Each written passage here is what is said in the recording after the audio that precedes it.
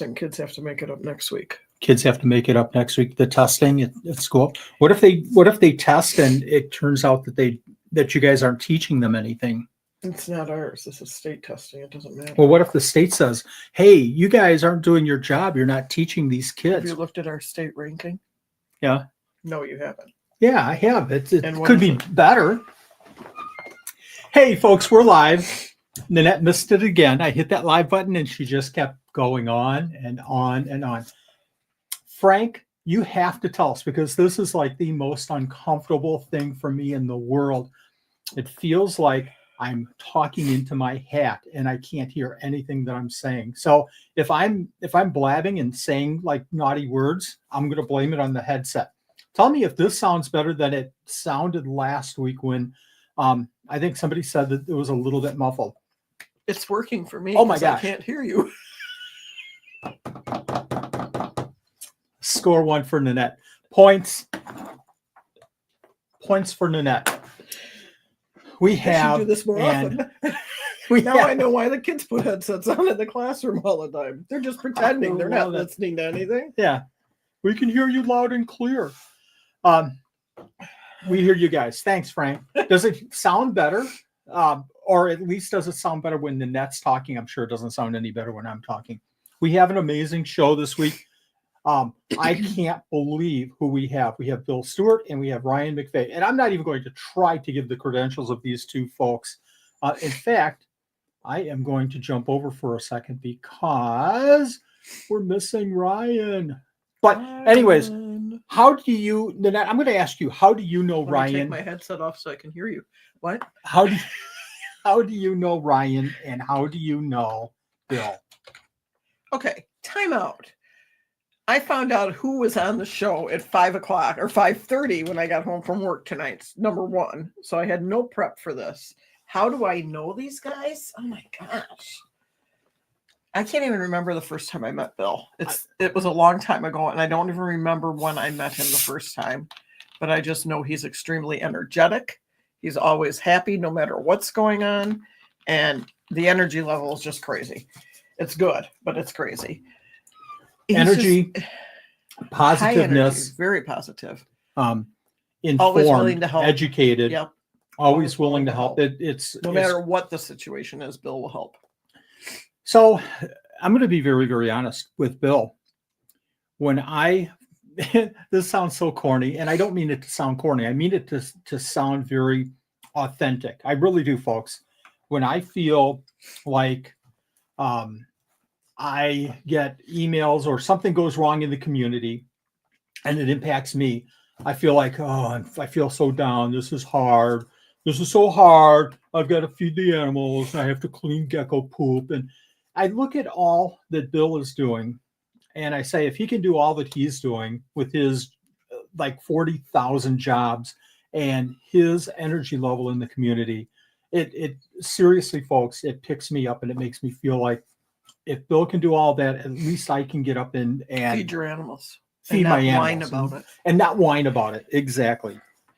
So Ryan, I would say that Bill and Ryan both have an amazing influence on the community. I can't even, imagine these two people not being a part of this community. Go ahead. I don't know when I went Ryan either, to be honest. I guess I can remember Bill. I remember going to the meetings, Madison meetings. Ryan, I remember going to the Madison meetings. I guess that's Ryan's more so than Bill. Was more the Madison. Bill was in Milwaukee when we went down a couple times. Ryan, we went to the meetings up there, and I can remember going and meeting him there. But other than that, I don't know when I met Ryan. And he's energetic too. I mean, he's Mr. Positive Energy as well. Ryan, how do you get all the things that you're getting done?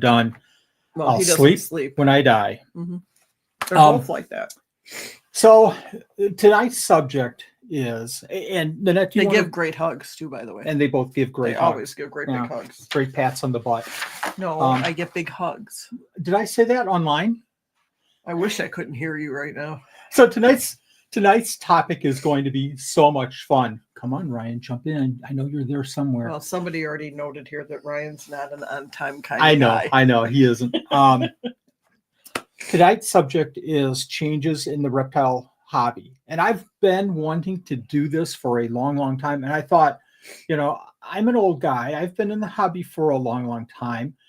Who else can I find that's been in the hobby for a long time? Now, I know Bill started when we met him, he was probably like seven or eight, and Ryan, I'm sure wasn't much beyond or before that. So I think I'm going to be the old person in the group here, but I remember, and maybe you remember this too, if you know the year, viewers, if you know the year, let me know what year this is. It's 2025. Okay, we're going to start this over. Listen to the clues and see if you can come up with the year. I'm channeling my kids today at school. This is going to give it away, but we just finished the year 2000. We just finished the Y2K conversion. Oh, that was I was in IT. I lived through that. And you know what? We didn't have any planes crashing. We didn't have any elevators dropping 100 floors. We lived through the Y2K conversion. So new technology. What's that? What year was that? You want to know? I want to know what year. 1937. Close. Oh, you're so close. New technology, Bluetooth. And look at us using the new technology. How about that? Bluetooth, is it? No, it's not. It should be it. Don't confuse me. Okay, TV viewers were glued to the screens watching this new reality show called Survivor and Big Brother. Okay, you're going too fast. They don't even have time to put anything in. This is 1 year. They only have that all happened. This all happened in 1 year. You know what else happened? Oops, I did it again. Martin Luther King Day was established. Who remembers what a hanging chad is? Who remembers that? I remember that. What was up? Mobile phones was up. The Hubble Space Telescope. Digital phones up. MySpace and AOL Instant Messenger. What was down? Well, the Concorde was down. VHS was down. And unfortunately, the Peanuts comic strip was down. That was the last year for the Peanuts comic strip. Anybody guessing some dates in here? We got 2004? Nope. 2004, 2001? Nope. 1937? Nope. This was 2K conversion. Y2K. Should have given it away right there. Exactly. We had just completed the Y2K. I remember doing the testing and actually doing testing in IT for 3 straight days. I was up 3 straight days getting the testing done. That was over New Year's. It was not nice. There you go. 1996? No. 2000. And the reason that year is significant is that was 25 years ago. And the whole subject of our conversation is, let's go back. Sherman set the Wayback Machine for 25 years ago. And how was the hobby 25 years ago? How is the hobby now? Good, bad, up, down? Mm-hmm. Let's talk about it. We'll figure Let's bring on Bill. I was going to bring on Ryan. All these questions. I was going to bring on Ryan too, but I don't see Ryan yet. Bill, how's it going, you guys? It's going. After that introduction, man, I'm just like, how do I even live up to everything you said? You don't have to, because you already live up to it. So this was the level of, no, this was my level of introduction. Your expertise, everything about you, Bill, seriously is about right. Hold on just a second. Hold on. You can't stand that tall. Is that high?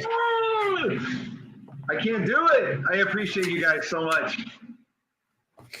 Let's start off, if you wouldn't mind. Let's start off, and once Ryan comes on, we'll have him do the same exercise. Text him and tell him to get in here. We're gonna just give him static when he gets in here. He's gonna be sorry. Can you give us a little bit of credentials? I mean, I tried to touch on it a little bit, but it's just I will lose focus if I even try to start this. Everywhere too much, right? I'm currently the owner of WPS Reptiles in Kenosha, where I do reptile education and entertainment, birthday parties, school assemblies, teaching others about reptiles. I do a lot of children-related activities. That sounded weird, but you know what I meant, birthday parties, school assemblies, scout events. I am on the board of directors for Badgerland Reptile Rescue, also based in Kenosha. My wife opened Badgerland, and I'm the facility manager, and I do a lot of the shows and outreach with Badgerland. I've been involved with the Madison Area Herp Society for a very long time now. Someone else is taking over as president now. I kind of took a little bit of a step back in running it, but I'm still involved with it. I work part-time at Zilla, the company that makes reptile products. And my full-time job in Kenosha, I'm a therapist. I do mental health counseling with kids. And I have some overlap. The kids all know about the reptiles. The reptiles all know I work with kids. They're all familiar with it. So it's been an amazing reptile journey. I used to breed geckos a long, long time ago. That's where we met, because at least 10 years ago, I was a gecko sucker, and you always had the oddballs on your table. And you guys, like, if you watch Wally and Nanette and you haven't met them in person yet, like, Wally and Nanette are the sweetest people. Wally's not just selling you a gecko. He wants to make sure that you are successful with this animal. Nanette and Wally will drop whatever they're doing to make you feel like the most important person when you're talking to them and sharing their wisdom. They want you to be successful. They want you to be prolific in your breeding. And they're incredible and inspirational people, both of them, in person just as much as on YouTube. So thank you guys both so much. When the stream ends tonight, then we're not so nice to each other. Then you owe me $20 then too. Yeah. That last hug that I gave you, I didn't charge you that $20, so now we're even. Yeah, and there's no butt touching either. I don't know what Wally was talking about like 10 minutes ago. There's no. Bill, you're the best butt toucher in the world. It's an accident. My arms are just long. Yeah. I can't help it. The accolades don't even start to give Bill credit. Tinley, always doing everything at Tinley. Oh yeah, I volunteer with USARC at shows as well. I forgot that too. Our moderator get authority to give discounts. What? Huh? Who's doing a discount? Supreme Gecko products if Wally is caught dancing. Frank. No. So I'm going to throw one more out there. You know, you talked about USARC. We had an issue here in our little community, a neighboring community actually, with USARC, and the process had started with banning reptiles, and it was just in its infancy. So I contacted Bill because of USARC. It was because of other people. It was because of other people, and USARC was starting to help, but Bill jumped in. And it was like, I want to go do something, but I don't know anything to do. And Bill jumped in, and he attended the meetings, and he kind of guided us through the little that we had involvement in. And the bill finally, was flushed away, thankfully. But, all that you do, Bill, it's simply amazing. And I can't even wrap my mind around all that you do. And I'm totally serious. That was a simple phone call. How do we handle this? And he's like, we got it. And we got it. Up.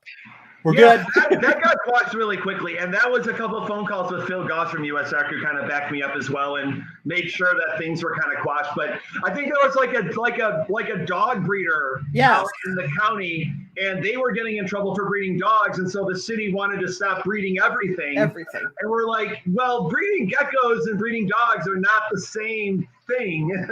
There's a big difference there. It was a weird twist. I'm glad that it got worked taken out. care We of. went to a couple of meetings and spoke both. You did an awesome job too. I feel like we did really well because everything is fine. The reptile stuff got kiboshed. I think they still restricted dog and cat breeders. Cool. Exactly. And again, all that you do for USARC is amazing. Yeah, thank you. Let's talk about change. Let's go back. Let's set our time machine back 25 years ago. I don't know, Bill. How long have you been keeping reptiles?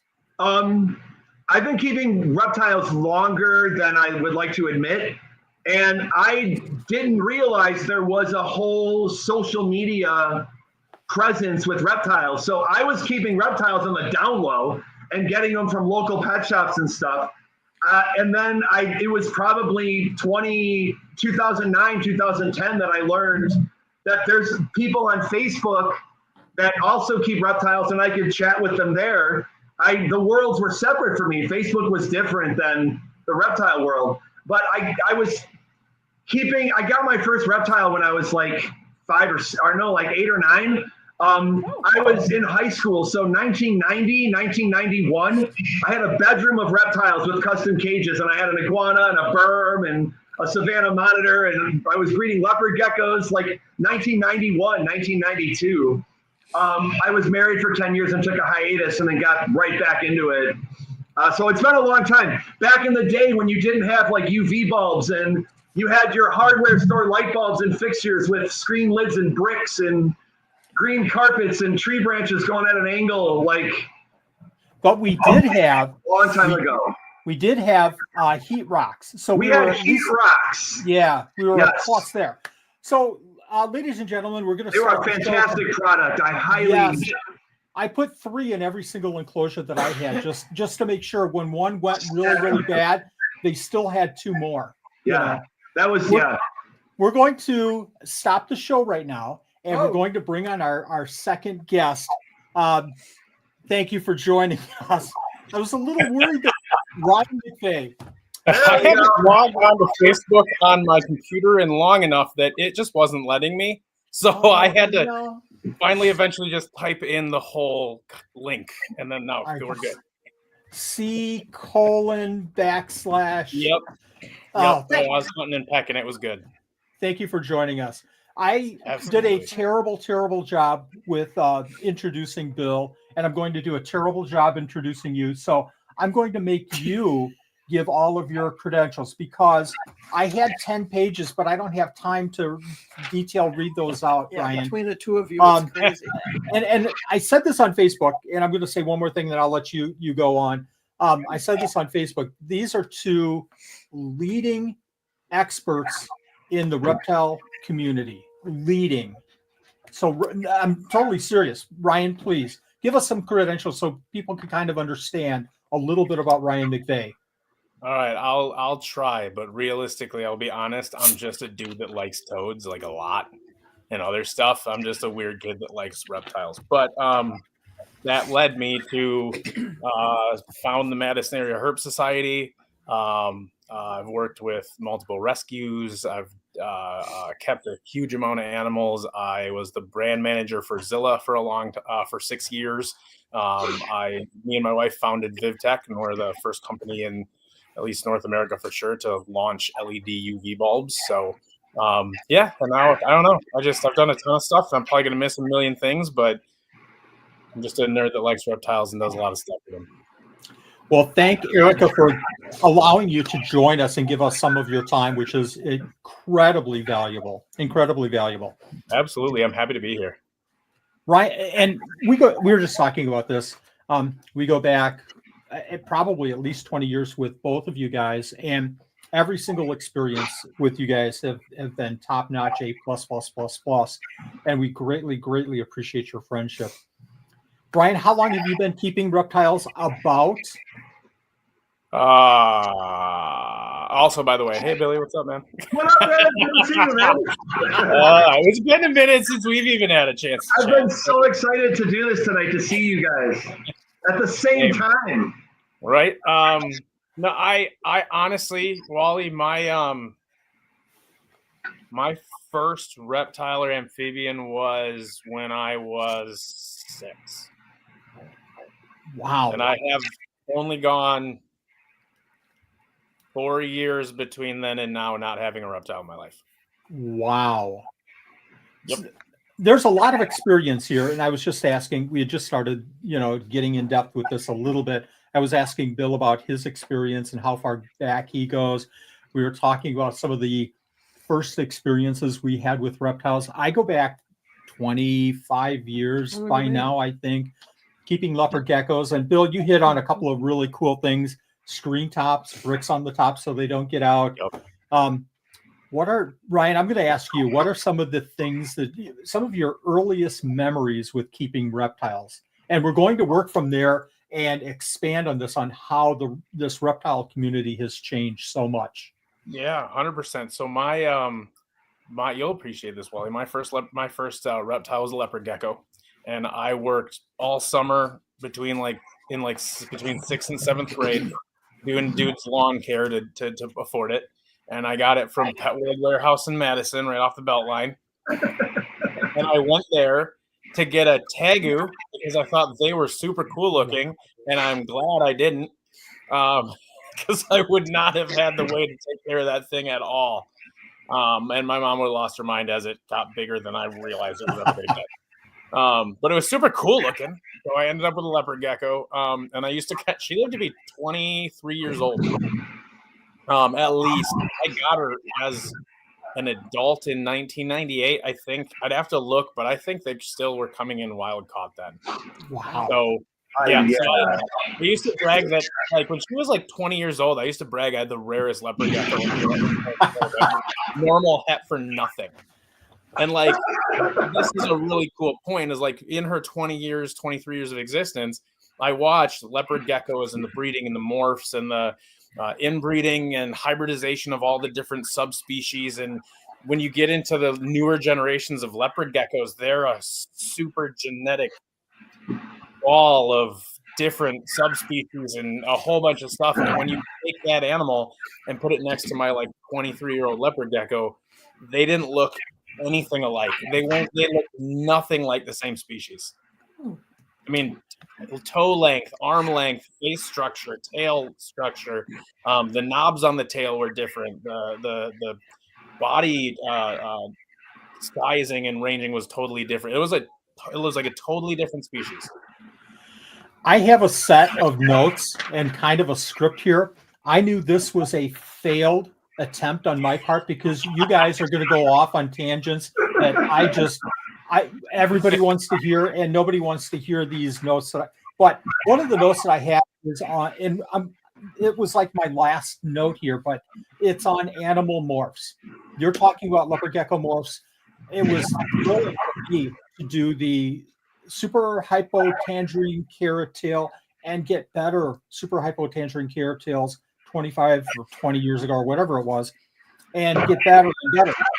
What do you guys think of the morphs that are out there right now? Let's talk about, just briefly, leopard geckos. Let's talk about some of the other morphs that are coming on the scenes. And again, I want to kind of, in this show, I want to stress the positives, but we also, by doing that, we also do kind of have to hit on some of the negatives as well. But we're going to be as positive as we can be. You guys don't know how to be negative. Because we don't know how to be negative. Yeah, that's because you talk to me all the time. No, but I would say one of the biggest things. It honestly, morphs get a lot of crap, I think, especially when you get into stuff like physical changes, like scaleless.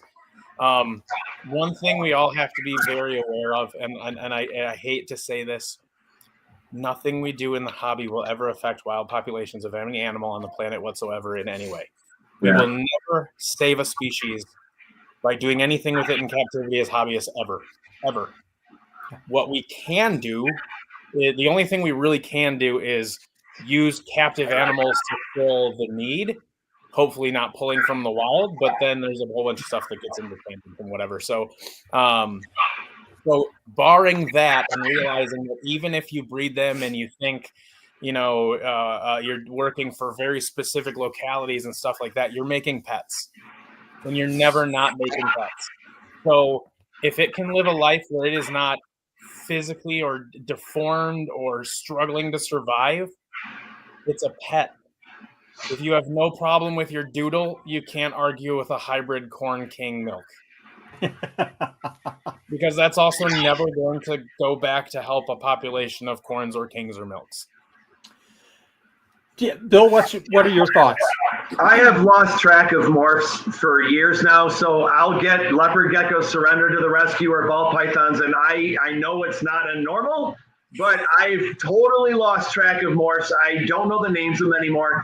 And I agree, like, as a keeper, I've always enjoyed the different species of gecko, and so I would rather have 100 different species of gecko than have the different morphs of the same type. But they're beautiful animals, and there are some gorgeous animals that we're producing in captivity. Like Ryan said, they're not going to be expected to survive in Iran. They're going to be pets. They're going to be in our care. And so to each their own. Like I've seen some gorgeous morph animals I don't breed anymore, really. I've been focused more on the education and the rescue side of things. They're gorgeous animals, and wherever ethics you lie on breeding morphs or not, you can't argue that they're beautiful animals. Right. Well, and that's the other part of it, though. It's like, for me, as long as it's not doing anything negative, and as long as it's not harming the animal, all those different, like, ball pythons are one. Everybody just craps on ball python morphs and stuff. Yes. But you know what? You know how many kids go into a room and see a rainbow of snakes, and that makes them that much more interested in keeping that thing than a brown and black one? Now, God, you can have your ethical standard, what you think is great or whatever, but we're all different. And if that one stupid banana ball python that you don't care about grabs some kid's attention and makes them love that animal and want to jump into it and want to learn more, then that's a huge win. Like that's so getting something that helps entice someone, and even me, like I keep tons of things. I don't really keep I can keep any leopard geckos anymore. I haven't for a long time. But every time I walk through a show, and there's a guy that's always at Pomona in California, and his whole table glows neon orange. They're all tangerine tornado glowing crazy. You can see it walking down the aisle, and I stop at his table every time and drool on it. Like, and I don't want a leopard gecko, but the color is awesome, and it's catching, and it's attractive, and it's neat to know what you can mix. And heck, morphs with the Herp Society, I taught college level genetics to the kids Herp Society using reptile morphs and dominance and recessive and what goes with what. And it's a really awesome visual learning tool there's so many positives you can come up with like that. Like, look at how many of us know freaking genetics and had no interest in anything like that whatsoever anymore. And now I've got super dwarf reticulated pythons where I've got a lot of morphs and percentages of localities, and that's all super important. So I have record keeping back to like grandparents. But yeah, and is it ever going to go do anything crazy? No, but it's fun and it's interesting and it's unique. It's a little bit of a lottery rush to go. All these different genes are interacting with each other. What's going to come out of it? How's it going to look? And as long as you're doing that with animals that are healthy babies, I don't know what the difference is between that and anything else to me. I agree with Ryan. Like, whatever triggers someone's passion in this hobby, that's a good thing. And whatever can bring people into the hobby and keep them into the hobby, that's a fantastic thing. And I like doing shows where I have, 6 ball pythons or 6 leopard geckos, and you can tell people that's all the same snake, all with the different colors. And that could be a hook sometimes, like for kids. Yep. Or for anybody that's not, keeping these animals all the time. You pick your paint job. It's like pick your right perspective. Yeah. We go from the way that I look at it is we go from reptile keepers to being more creative. I really, really, really like your point about learning about pundit squares and the whole, codom recessive.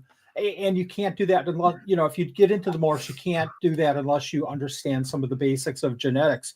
And that's all a learning experience. But I will go back to your comment about as long as we're doing this in a safe, meaningful way to the animals. In the leopard gecko world, we recently saw a couple of instances where it wasn't good. Yeah. The community came out and said, this isn't good. And people generally stopped doing it. And that's pretty cool. On the very, very positive side, and I touched on the negative a little bit there, but on the very, very positive side, in the last 10 years, we've seen the crested gecko world just explode with all these cool different genetics. Then we saw a couple of issues popping up there, and people, from my perspective, started pulling back from those morphs, which is a good thing. I think, to reiterate what you were saying about morphs, when you can see something like a black Chihuahua, and it goes, I've seen Chihuahuas, I've seen the whites, they're nicer, and oh my gosh, they have a real nice white collar. That's flipping black. Holy crap. No joke. I was at Tinley and Ryan had that black Chihuahua in like an acrylic display case that was black. And I thought it was it was empty. I'm like, where's the gecko? He's like, you're looking right at it. It's solid black. I do lean more towards like the melanistic animals when I look at morphs. So I appreciate the blue-eyed Lucies. The solid white animals are gorgeous, but I'm a sucker for those jet black blue tongues, those melanistic Chihuahuas. This is the Lucy Eastern Garter. Is that the Lucy Garter right there? And this is a melanistic garter. They look so cool together. That's so wild. Yeah, that's so cool. So when you can get the Harden keeper that has been in it for a long time, and it's another leopard gecko, and the eyes. Oh, there's 4 stripes instead of 3 stripes in the eyes. Oh, that's cool stuff. But then when you get the Harden keeper that goes, holy cow, this is so different. I think that's where we succeed with some of these morphs, with the fact that they're still healthy and it's good for the community. Well, and just because you like morphs too, or you want to work with them, doesn't mean that's the only thing you can do. This is Amazon crocodile tegus. That's a Cummings monitor. I've got a bunch of the starry night tokay geckos that are like a rare species that are unique in an individual species. They're not a morph. They're, I have a bunch of stuff like that that's just unique and interesting and fun. And I kind of took today off to just chill around the house and get some stuff done. And he took a day off. I can take a day off. Yeah, exactly. I spent most of my day watching my Madagascar 3-eyed iguanas. They're like, think of a little like fence lizard mixed with an anole mixed with a desert iguana, and they're like this big, and they just head bob and communicate, and it was just fun to just watch them all day. Yes. That's what got me into the hobby, and that's what's going to keep me in forever, is the whole behavior and seeing little babies pop out of eggs. Yep. Yeah. Let's talk about enclosures. We diverted over to the morphs, but I've got to go back to my sheet. I'm kind of stressing out here because we're not following the directions. Keep us focused, Wally. Keep us focused. Enclosure. Stay focused, Bill. Come on. We talked about enclosures. There's 3 questions on that, right? Because we only got 2 hours. Like, they're calling for 24 hours right now in the chat. I'm still counting. We talked about, screen tops and bricks and lights and, hot rocks, heat rocks and all that stuff.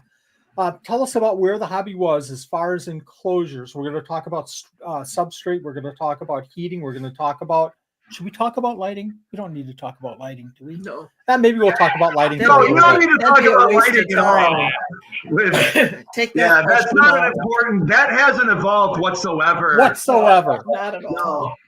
No. Why don't you guys talk about 25 years ago, there were no reptile tanks. It was fish tanks with screen lids and bricks to hold the animal in. My first reptile screen top was, I got a 20 long from a friend, but it wasn't like the 20 longs we see now. It was the slate bottom iron frame. It weighed. It was like someone took a treasure chest and busted the wood out and put glass in it. It was super heavy and big and awkward. And then I built a crappy wooden frame with nylon screen thing that my cat would sleep on next to the heat light and pop it in, and my leopard gecko would climb out and walk across, and I'd be somewhere in my room. I'd have to find it. Thank God I found him every time. But yeah, it was. I mean, actually, at Tinley this year in October, I found this online and I bought it, and I've just kind of held on to it. I'm gonna bring for the auction a mint, almost brand new aquarium from the 1950s. Oh my gosh. So, yeah, it's super, super cool. Old, like, aluminum frame, slate bottom, old metal top light, fluorescent hood thing. We had a bunch. We had a bunch of those for a discus breeder when we were in fish. Gave us, we were in the Milwaukee aquariums. I have 20 glass tanks that you can come and pick up, and they were exactly like that with the slate bottom. I don't know how, these were like 50 gallons, and I don't know how we lifted and carried those. So heavy. There's no molded plastic brace, so it's 1/2-inch glass, and they weigh 80 pounds a piece, and like a 20 long is ridiculous. Takes 2 people to lift the thing. So going back 25 years ago, I think we only had glass tanks. I can't think of anything other than unless you took some 2x2s and screwed them together and stapled screen to the sides of them. I remember doing that for chameleons because chameleons needed open air. So I'm in my garage with my dad's scrap wood he probably needed for something else, and I'm stapling screen to the sides, making my own little screen cages. Yeah, I think we have a couple of those out in the shed. There weren't reptile-specific cages until recently. Recently, maybe 15, maybe years. They did. There were racks a lot farther back than people would think, though. Well, there were Neodeshes too that were kind of like special reptile, but that was my world. Probably Wasn't 90s. Neodeshes. My world was fish tanks and making my own screen stuff. Yep. Yeah, I didn't even know they existed. I mean, Neodesha. I mean, you would have had to been a hardcore hobbyist in like the like 90s. A science lab at a college or something. Yeah, or like zoos would have been using a lot of that. I don't know that hobbyists would have really been diving at that yet, unless they facilities or something. The front opening enclosure, I think, really like launched the reptile hobby into such a great direction because it's better for the animals. That was Exoterra in like 2008, I want to say. Somewhere in 2008 is when they came out with the front opening tanks. And that was I think they were the first ones, and they were kind of copying the Eurovent. Protean used to make that sliding glass Eurovent that they were doing over in Europe, but this was a little bit more of an accessible way to do it. I remember I was at Hoffer's when those came out. I sold those at Hoffer's. Wow. Yeah. I think that's actually where I probably met you, Wally. I bet it was. I bet even indirectly it had to be. Yeah. Because that's actually when I found reptile shows. Was I worked there with Shane right at the beginning when we took over Sewerfest, and it was still at the golf course. So what years did you work at Hoffer's? 2006 through like 2008-ish, somewhere in there. Do you remember when you worked at Hoffer's? I think it was right after you, I think. Yeah, I think so. Yep. I knew like Dawn and everybody, still talk. I haven't talked to her in a while, but still talk to her. I ran through that store to the back to get to the aquarium section because they had the reptile section right up on the side there, and I didn't like it. I just would fly right through. I had a lady once that would come. We had a lot of people that would come in just because it was literally like a zoo to walk through there. Mm-hmm. Oh yeah, on the floor, vision cages, and then the end caps were actual like enclosures almost. And we'd have all these people come through, and I had this woman that would bring her grandson, and he was this little kid, and he'd come into the reptile area, and I'd totally just talk reptiles with him, and I realized that she. Like, I never really met her. I knew she was in the store, and I'd like see her walking with him. But like, she would come in the store and go to the far wall on the other side, and she would hug the wall and cry in fear, knowing that there were reptiles in the building. And it took me. I went and talked to her. He asked, I went and was kind of helping him find who he was with, and because I didn't see her anytime. And I was talking to her, and I asked her if she wanted to get over her fear, and I told her, I'm here on the weekends, like Saturdays.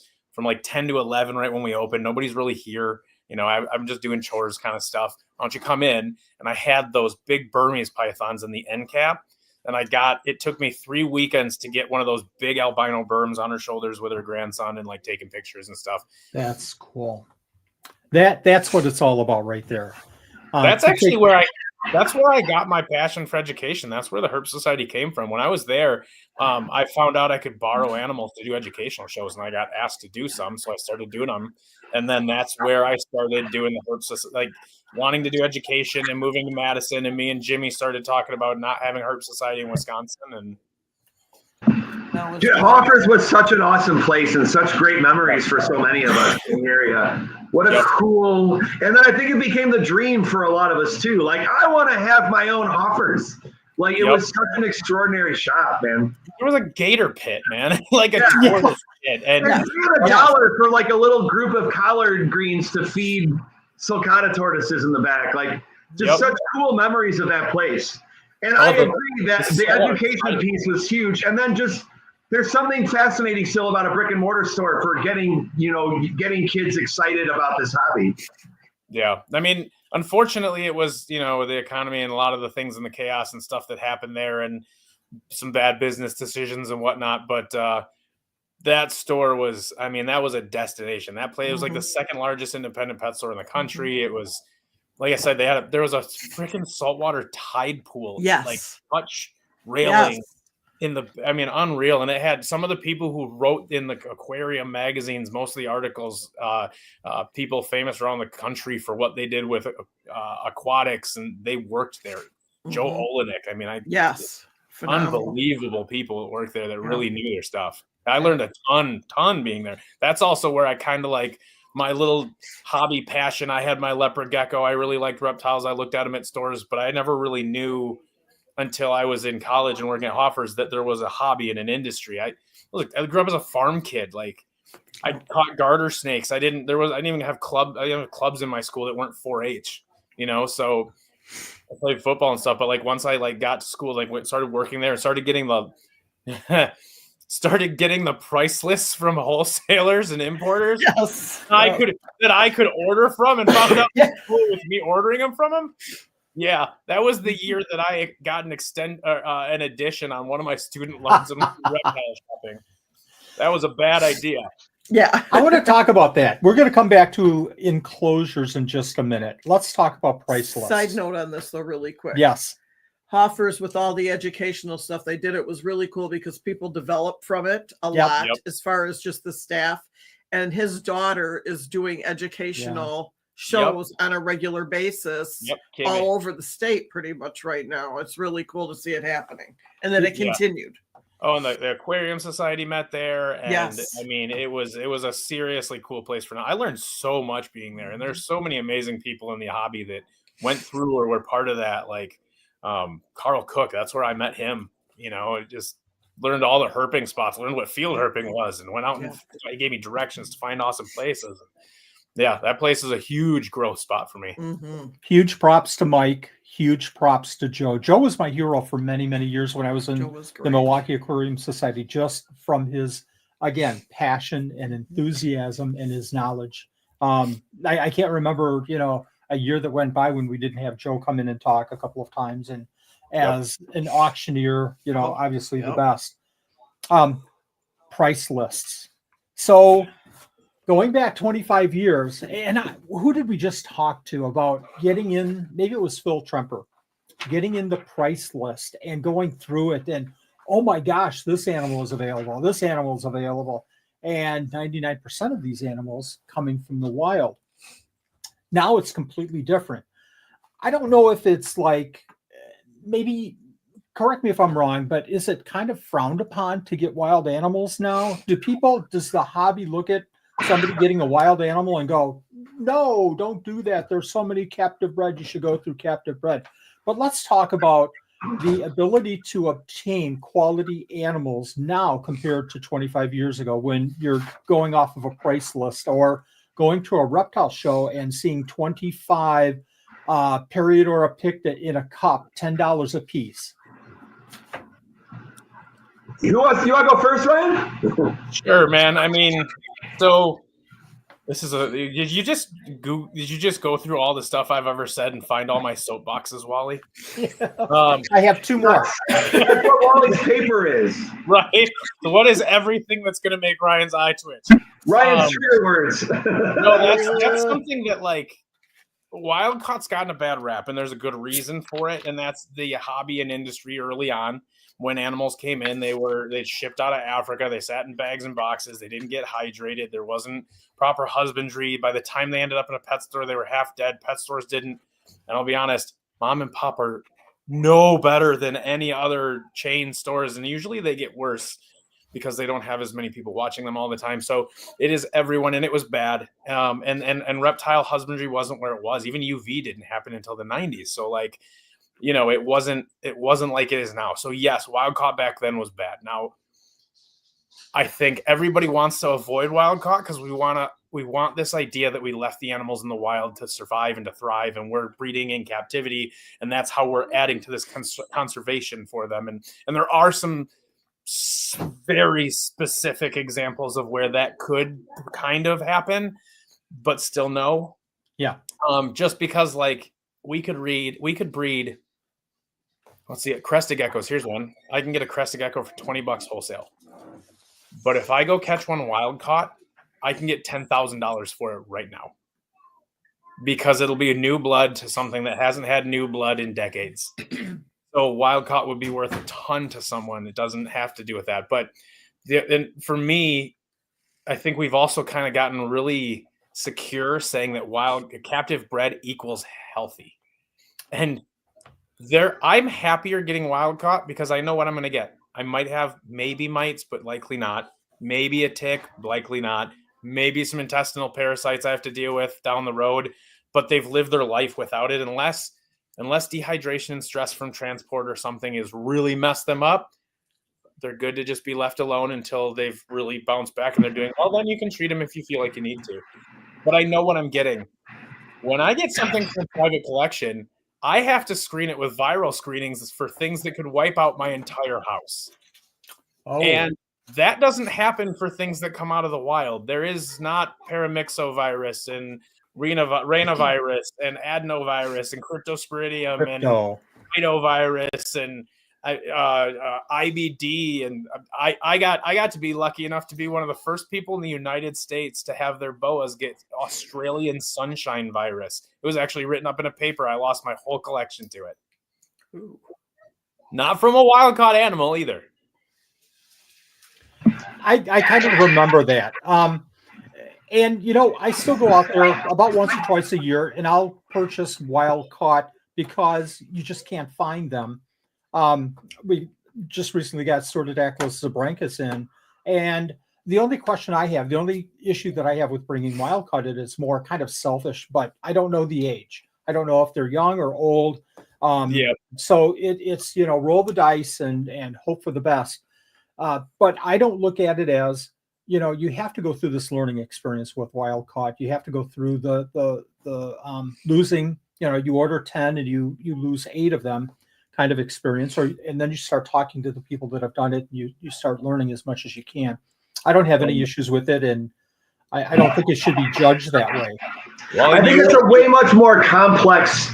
It's a more complex topic than just no, wild caught's bad, captive bred's better, or vice versa. Ryan touched on a few things. I always try to recommend a captive bred animal to someone who's new to the hobby because they're going to be a little bit more resilient to your mistakes or your learning and evolution in the hobby.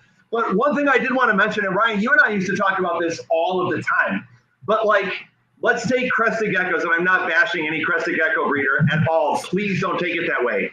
But in the wild, these animals are laying 2 eggs every 30 days, right? For however many years, not expecting every single egg is going to hatch and grow to be an adult size and grow to be an adult breeder. There's a natural selection that takes place in the wild where if you have a dozen eggs and 3 of them survive, those are strong genetics that are surviving to go on and breed and pass on those genetics. In captivity, we're cutting eggs and helping them out, and we're assist feeding every little crested gecko. So every single one of them is hatching that might not have hatched in the wild. And then we're breeding those animals and we're passing those genetics on. And so I've always had that in the back of my head. If I'm going to take an animal that I had to help cut out of an egg, that I had to spoon feed for 6 months, it's maybe underweight. It took twice as long to reach that breeding size. And now I'm pairing it up and I'm breeding it to other animals. Are we doing, I don't know if it's right or wrong. That's my impression. And Ryan and I used to talk about that all the time. I had that epiphany when I bred hognose snakes. I realized I was force feeding a ton of them and it was a nightmare. And I kind of got to a point where I'm like, look, maybe they'll live, maybe they'll turn around, they'll be okay, but there's something causing some of these issues. And I may be getting an animal through something that's going to die early on someone or not be as strong. And now, or if that animal grows and then, you breed it with something else that was maybe weaker, you're keeping all those weak, bad genes. And I see a ton of weird organ failure in captive bred animals. And there's tons of cancer in reptiles too that people don't realize. I luck out because Erica necropsies everything in our house. Most people don't have that opportunity. So it's rampant in animals. And we unintentionally breed bad genetics in order because we care about the animals. But when you get something that's an adult wild caught, man, that is maybe out of 1,000 babies, the one left. And with the wild caught animals, a lot of it is dehydration. you know, and hydrating your animals. And I think even we're talking about the changes to the hobby and the evolution of the hobby. Ryan touched on it, but we as a hobby are treating our wild caught animals better than we did 20 years ago. Most of us, not everybody. Look at chameleons. Oh my God. Most Bringing of in us are. chameleons now and understanding how to hydrate them and the different ways to keep them. Bill Strand and everything he's doing. Like, I mean, oh my God, 25 years ago, chameleons were cool, but you got it and you kept it alive the best you could. And I mean, if you were lucky, you got it to the 6-7 years. But I mean, you went through a lot of them before you got one that really did well. They were really delicate. We didn't have good setups for them. We didn't have strong, great lighting. And now we're breeding species we never even knew we would see in captivity. I don't want to forget. I'm sorry, Wally, and Ryan, I don't want to forget saying this, but on the same kind of topic, and I won't drop any names, but I with Badgerland Reptile Rescue for the last few years, we've taken in bearded dragons, and then with FOS, with Friends of Scales prior to Badgerland, where these animals are passing away, and necropsy is revealing cancer. And so we've had bearded dragons that we've lost because of cancer, but when we look at the records, the dragon's 3 or 4 years old. How is a 3 or 4 year old bearded dragon getting cancer? So I spoke to a really good friend of mine who is a very incredible exotic vet, and their one answer was line breeding. So that's something to keep in mind. I mean, we have 4-year-old bearded dragons with tumors because of line breeding. And again, there needs to be studies, you know, to prove it or whatever. And I'm not, again, not coming off. I'm not so nice and positive tonight. I'm just teasing. But I mean, seriously, those are things to consider when we are breeding our animals. We have to be careful with some of those things. And also good to know too, though, when you're talking bearded dragons or something like that, you're talking about something that's entire genetic lineage in North America came from 7 animals, period. You know, like, or maybe 20 over time, but not now. There's no more genetic material ever coming in, not even captive bred from other countries because of CITES. So, like, the 20 years from now, bearded dragons will be composed of the same genetic material that is here right now, and that's going to cause genetic bottlenecks and issues and stump faces and other things just because of genetic bottlenecks. Short tails, everything. But isn't that true? And again, this could be this could be, 20 hours worth of discussion about line breeding compared to, introducing new bloods and everything. But, isn't that all of the animals that look at the, it's going to catch up to us eventually with crested geckos. It already has, obviously, with leopard geckos to an extent. It's just, it's there for all of the animals. I mean, how many stenodactylus, do we have that are being captive bred? And once you get a series of captive bred breeders, you still have that very narrow bottleneck, and we're just not going to be bringing in the wild. It's a trap that we're going to fall in with all the animals. I think within the captive pool of bearded dragons or the captive pool of cresties, people are trying their best to diversify as best as possible. Yep. And so good, like, please pay attention to that as best as you can. But yeah, the lineage goes back to the triangle. Like, just try not to do siblings. 1996, I'm going to go back to, I want to jump back to the Erica's enclosures. behind the scenes here. What's that? Erica's behind the scenes. Hi, Erica. I can tell by the look he's I can tell that you're here because I keep looking over. And you look at him nicely. You're looking happy, so it's got to be Erica's over there. Yep.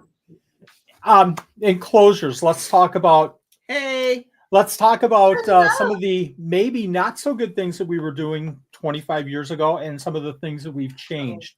Let's talk about heating. Go back. Yeah, I'm going to start with you, Bill. Go back 25 years ago. Let's talk about how you were heating your animals, and kind of share, how you've changed your care, especially with heating. Well, back when I started, heating was literally incandescent bulbs from the hardware store. If I was going to get any semblance of UV, it was fluorescent fish tank, like sort of blacklight looking fish tank fluorescent bulbs. I knew my iguana needed UV. I didn't think anything else in my collection needed UV, so it was fluorescent fish tanks on the top of my iguana cage in 1991. And it was heat rocks. Yep. Yeah.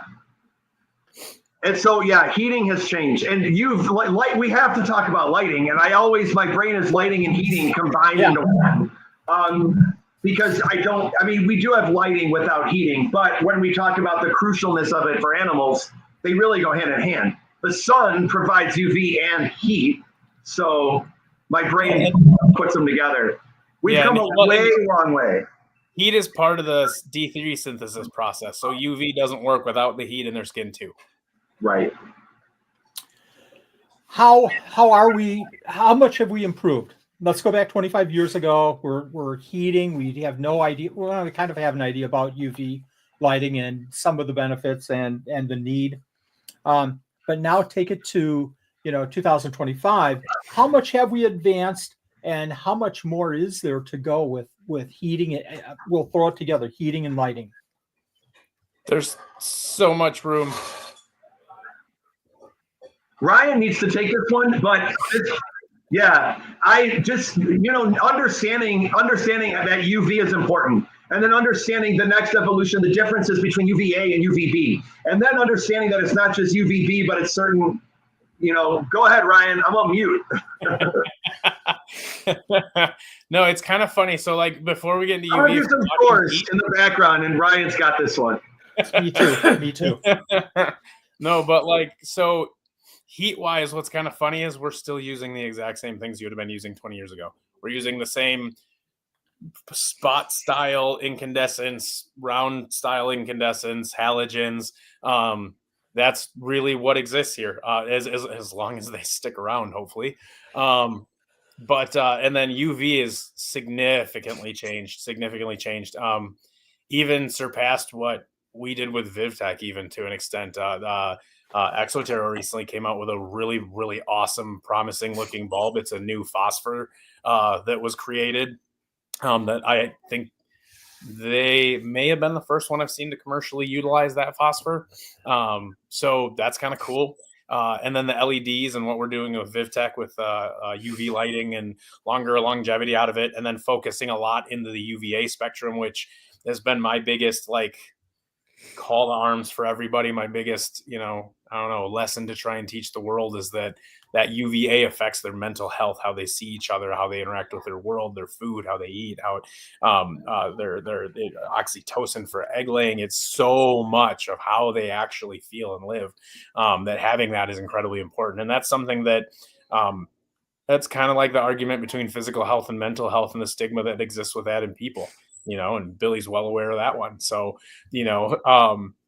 that's something you see even within animals. And for me to spend a lot of time advocating for reptile mental health has been an odd journey, but one I'm very dedicated to, because it's important for me to know that my animals are experiencing life in the most natural way possible, because that's the whole point. The whole point to me to keeping this stuff is because I get to have a rainforest in my freaking house. It's super cool. But if I don't give them what they need in order to enjoy that, and I basically have got them in, I don't know, what would be equivalent, no matter how big it is, to solitary confinement, or taking away that mental stimulation, serotonin balances and things like that. That hit me.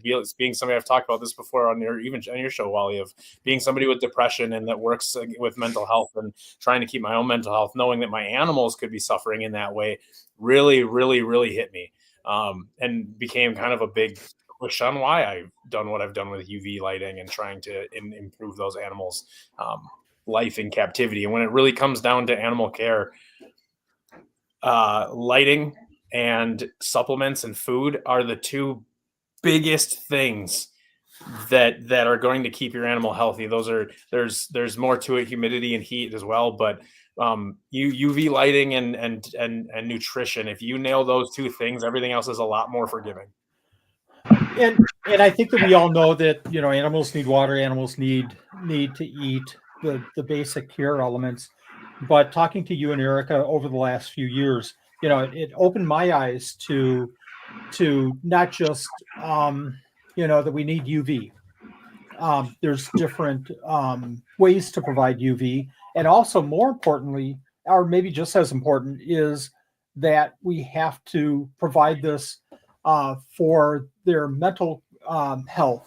I never even started to think about that. They're animals. Well, I don't understand. And we went through the 4 years ago, enrichment, new toys, putting new toys in their enclosures. You have to have all kinds of different things for them to interact. And I don't know if I'm buying into that 100%, but the one thing that I do say though is, and I hope I'm right with this, is that, and so important that I took from you is that you have to give them a range. It's not just here's heat, here's your light, and you're going to be under this light 100% of the time, and you're going to get this heat 100% of the time. But you guys know me, and I know I'm doing this wrong, but I've always been the dart frog kind of keeper. The smaller enclosures means that I have, more animals that I can keep, and I'm working my way away from that. But I am going to the point where the bigger enclosure, the more options they have. And, we can talk about enrichment, but, I think I wish the word of the decade was gradients so that they could find their spot. That's important. Because we talk about thermal gradients with heat, but we don't talk about it with UV. But they need UV gradient as well. They need to be able to get up in there and absorb the UV, and they need to be able to leave it when they can as well. That's why my UV and my heat is in the same corner of the cage, and they could go up here and bask and get their heat and UV at the same time, and then they could dip over here and get away from both of them. And I think one of the things we've learned very recently is cryptic basking, where an animal is going to be in its den, but maybe have its foot or its tail, and it's absorbing UV even with that little bit exposed. And I think that's something that we very recently picked up on, is that nocturnal animals are still having some part of their body exposed to UV and absorbing it. Yep. Microclimates, that's a whole humidity gradients. Yep. Yeah. Everything that you track should have a gradient. Everything. Anything that you're tracking at any point in the cage should have some sort of gradient. Yeah. That's why when I water cages, I go a little aggressive. So that side of the cage gets wet and the water bowl spills over, and there's a humidity gradient, there's a heat gradient, there's microclimates. Angie wants us to talk about bioactivity. You got to add that onto your list, bro. Angie, I starred your comment. We're going to come right back to that in just a second. I'm so confused, though, because there's so many options. There's so many viewpoints on heat and lighting. Where do I find? I don't know. There's 20 different there's this and there's that. How do I make the right decision for my animals? I don't want to mess this up. I don't want my iguana. I have my answer, but I want to hear Ryan's. First thing I do is I leave social media and I go to Google Scholar. I go to Google and I don't look up care sheets, because I'm going to tell you right now, I've written care sheets and I have seen some amazing care sheets, but every single one is still what I can put on one page that'll keep you from killing your pet, not making it thrive, keep you from killing it. So I go to Google and I look up the weather patterns for the place that they live. I find out where they're from. I look for pictures of the habitat there. I use Google Earth to find stuff. iNaturalist is a app that I'll use where you can zoom out to the whole world, type in a species, and it'll show you people who have taken a picture of that species in their native range. You can see what kind of plants are there, what kind of time of day were they out, how were they using their environment. All of that is so much more valuable than keep the basking spot from 88 to 92.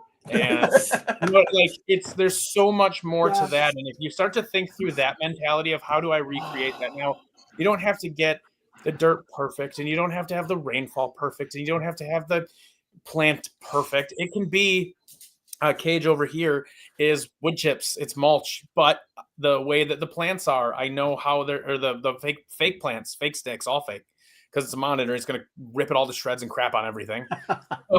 But it's still, I understand how it utilizes its habitat, and I've recreated a lot of those similar opportunities. And then for temperatures, I know not like some of the animals I work with, the peacock monitors, their range year round is 78 to 86 degrees day and night all year, and it never leaves that. So creating a season for them doesn't exist.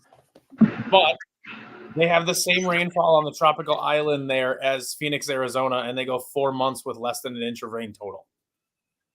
So that kind of thing, I would never have thought for a tropical island in the middle of Indonesia known for its surfing and tropical habitat.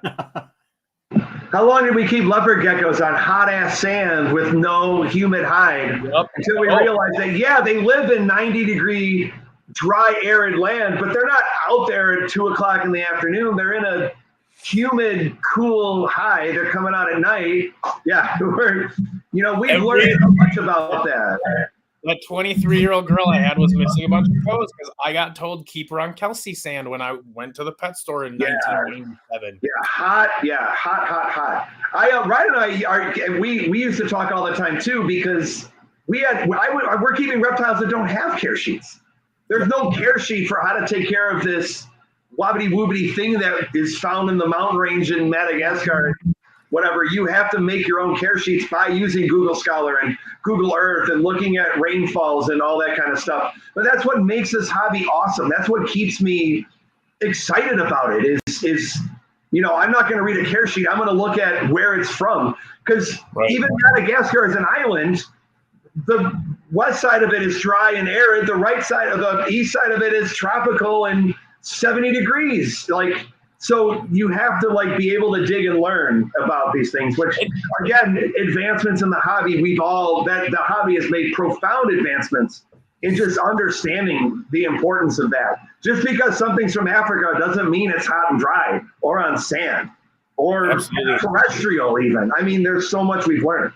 Well, I've said that a lot with the monitor lizards. If you treat spinulosus monitors like every other monitor and crank them really hot, they'll die.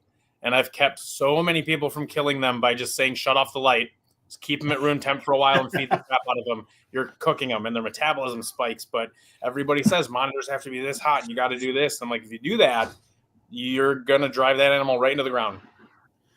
We recently had, for Supreme Gecko, we recently had the opportunity to talk to Steph Reisberg of Green Acre Exotics. We talked about small Uroplatus. Ebinaue, Fantasticus. And something that I learned, because I don't keep them, so I haven't dug that much into this, but one thing that I learned exactly mimics what you had just said, and that's that some of them are on the west side of the mountains on Madagascar, and some are on the east side inland. Some are on the coast. And the difference is significant with their temperatures and their humidity ranges. So, Steph, where did you get all that? I just, Google Scholar, Google Maps. So I think that, and Bill, to your point, you have some animals that, there are no cure sheets, but at least you have a basic knowledge, and you can take your base and you can like Legos, you can kind of apply more and different ideas from there by talking to other people too. Ryan's new Gecko, I forgot, Gecko Potawatomi, Gecko Potawatomi, like this. Yep, Pradapdow. They're in the gecko genus, and they're from this part of the world, so Ryan can modify his care, but he has a basic, they're this temperature, this humidity, they're arboreal, they're this or that, because of what genus they're from, because of where they're found in the world, and then you can do some tweaking. I just dropped in the chat, care sheets are great. We need care sheets. They're an excellent starting point, but then don't stop at the care sheet. Read the care sheet, get set up, and then, look, my comment. Yes, start with the care sheet and then further your research from there. But care sheets are very important in the beginning. We've both been the authors of countless hundreds of care sheets. Correct. Yes. So they have their place. They do. They just, exactly that. Deciding if it's the right animal for you. Oh, holy crap. This isn't the right animal for me. I shouldn't explore this. It's the minimum to keep it alive. From there, learn how to keep it thriving and happy. Yes. Care sheets for crusted. I'm going to go to the basic care sheets for crusted geckos. We'll talk about a specific humidity. And I struggle with this question almost on a reptile show by reptile show basis. Well, what humidity should I keep my crusted gecko? And I tell people I don't even monitor humidity whatsoever. And It gets back to your both of your points in that if you give a big enough enclosure, Bill, you were saying about misting heavy in one spot. If you have, enough space, the animal will decide where it wants it. So plants on one side, bioactive, we're going to get there, Angie, and mist a lot. They'll tell you where they want to be and let it, rise on humidity and then fall back down and then bring it back up, a couple days I later. think frogs are the only things that kind of need to stay at a higher humidity constantly. Amphibians, maybe? Kind of, but that's also a huge misconception. So yes, they need humidity, but this is the other thing that we have a hard time really thinking about. In captivity and enclosure, we don't really make things humid. We just make them wet for a while. There's a big difference between getting everything wet and making the environment and the air humid. And that's something that is different in a cage versus in the rainforest, because in the rainforest, it cannot rain for a week. And you will feel the air the water in the air when you breathe. The frogs will jump onto trees that are dry, and they will leave a little watermark froggy spot on the dry bark, but they will absorb moisture from the air. That is incredibly difficult to do in captivity in small environments, but realize that where they're coming from and how they've evolved. Where in the man? I've gotten so many messages. Like, my ball python's basking spot's only at 90 degrees, and I need to get it to 95. And it's this wattage of a bulb. What can I do? And I'm like, well, can you show me? Drop me a pin anywhere in their range there where it's 95 degrees every day at all times when they right on that rock all the time. Because whether you think so or not, they are your delicate little baby. They evolved for millions of years to live outside. You die with a sharp stick, they can live in the desert. Let them understand what they can do and how they use their world, and then just provide what they need to do that. And you get a lot cooler experience than, and I'm not negative. I love, everybody's got their own way to love their animal, but like a hammock and a beardy tank, I think giving them more things that allow them hammocks. What they are, to me, is more showing love for those pets. And I'm going to expand on that point too. What's that? I just made a whole bunch of hammocks for bearded dragons. No, that's the thing. I know people who do that. They're cool, and in some enclosures, there's a hammock right here in this cage right here. There's not a hammock right there. No, I meant have you seen the little mini beds with a mattress? Yes. I'm kind of more talking that rather than the little, or I've seen some where it looks more like a dollhouse than it does. This is an empty cage that someone surrendered. I just thought it was hilarious because I don't know if you can see it, but there's the hammock right there. Hey, Frank, nice. Frank, don't drop that link to the Supreme Gecko website for the hammocks. I'll be the bad guy. You know what I meant. I know. The Barbie bed. So I was going to say, I'll take your statement as far as preparing the enclosure for the animals the best that you can. Do the research. Talk to every single show I do. I say this, but I'll say it again. Talk to 3 people. Get 3 people's advice on what to do, and then go and do your research. Supreme Hammocks. Do your research and make sure that you. Bill doesn't like my comment. He just left. Make sure that you use your best judgment in 3 people, nature. Okay, what makes sense to me?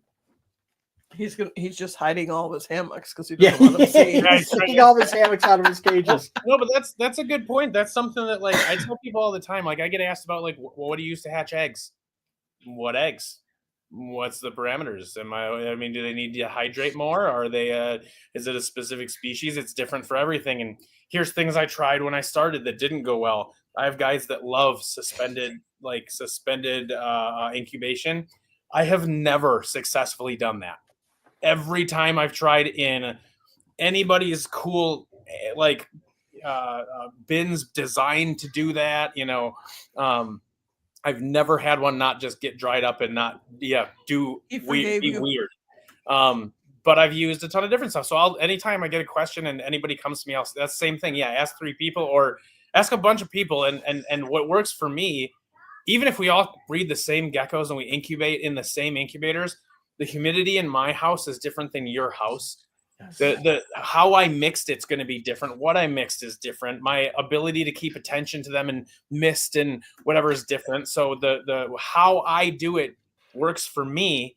And then what I like to do is I'm going to lay out everything I've done, what I liked and didn't like about it, and say, try what works for you. Try a combination. Maybe you'll find something that works even better than what I do. 100%. Bill? Everyone's commenting on where I went, so I had to tell everyone I had to go to the bathroom. You didn't tell him that the rules are that once you're on show, you can't. Oh, I drank. Whoa. You didn't get told you had to have the jug? Yeah, exactly. You can't leave the show to go to the bathroom. It's just not allowed. Well, we might get be done with ending the the show show sometimes, early and tonight. Wally's clicking the string. That was a good why? Because he's moment. running. No. Just grab the bottle and say it's the missing system, JP said. Wait, what was the question? Moderator go. We were talking about. I don't even know now. I got to pee now. So Urination missing systems. Sponsored by R. Kelly. Let's talk about going from 25 years ago, and what did we use for? Oh, I've got to show you. We didn't this. have outhouses. They didn't. Well, no, they did have outhouses back then. 25 years ago, it was different how we kept animals, obviously, especially with substrates, especially with decor. Shane actually sent me a picture, and I think this is from New Mexico, where he's showing a crested gecko actually in the wild. And this is so cool. Let me go ahead and add it to the screen. One of you is going to get blocked on this one. No, I'm just kidding. Let me see if I can get closer with this, guys. There you go. Where? The crested gecko is right under that egg carton. Makes sense. That makes sense. I'm really surprised that they put leaves in there. It's really messing up the tile. Yeah. Yes. So 25 years ago, we didn't know any better. And, that was the joke back then. What do you keep your leopard geckos on? Tile. Well, that's the same as in nature. But we didn't know any different. It was a sin, and you were blasted if you kept your leopard gecko over sand. And I'm not saying that sand is good or bad. I'm just saying that it's a different environment now, different world now. How about substrates? Is bioactive the only way to go? That's not such an easy conversation. And Ryan and I don't want to toot my horn, but I was doing bioactive before it was cool. I remember setting up gecko tanks and going to my backyard and just grabbing a couple of handfuls of dirt and throwing them in my cage. We need to keep doing it. So everyone listening, keep doing bioactive setups, keep doing naturalistic setups. It's good for your animal. It's good for their behaviors. It's part of the big picture of having them be healthy and enriched and thriving and not just surviving. But we're taking sterile substrate and we're adding springtails and isopods to it. Bioactivity is so much more than that. There are thousands of microorganisms and bacteria in soil that contribute to a bioactive setup. So that's where I'm old school, and the world can chastise me if they want to. I'm using topsoil. I'm getting Mike Stefani Magic Doit from the yard, and I'm mixing it in with jungle mix. I'm mixing it in with sphagnum moss, and I'm grabbing handfuls of isopods and whatever's in my backyard, and I'm mixing it in there. And I haven't lost any animals because of it. So I love that when it comes to bioactive. People are I'm trying to recreate their native environment. And I'm like, that's awesome. And I applaud that. But I want you to take a step back and take a look at what's here.